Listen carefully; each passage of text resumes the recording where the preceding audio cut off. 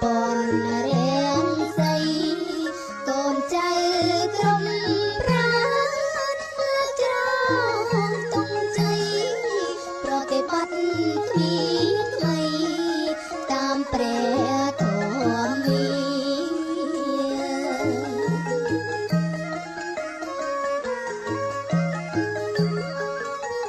សូមព្រះសម្ពុទ្ធប្រទានពរជោគជ័យបបរដល់ជនខេមរាព្រមទាំងមនុស្សសត្វនៅក្នុងលោកកាឲ្យបានសុខាតរៀងទៅល្អ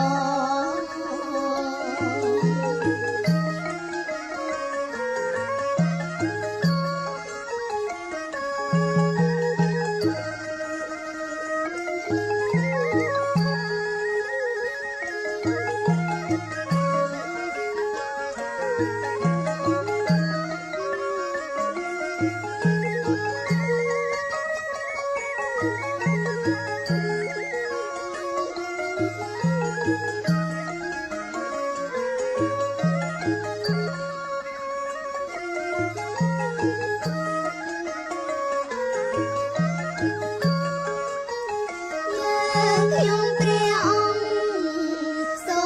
មថ្វាយបង្គំព្រះពុទ្ធឧត្តម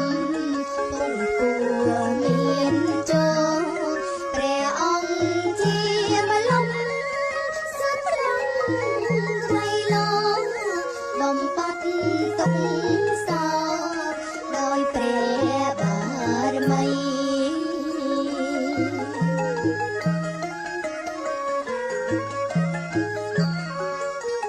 ទុំជ័យសោស្លាដំណាងព្រះអង្គពុនលឺផផងចោពនរៀងសីកូនចៅក្រុមប្រាណលើកច្រងទុំជ័យប្រតិបត្តិគ្មានថ្មីតាមព្រះធម៌មី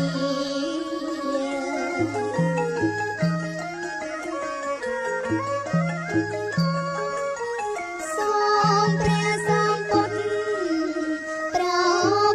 ទានពរជោគជ័យបបរដល់ជនខេមរាព្រមទាំងមនុស្សសត្វនៅក្នុងលោកកាឲ្យបានសុខ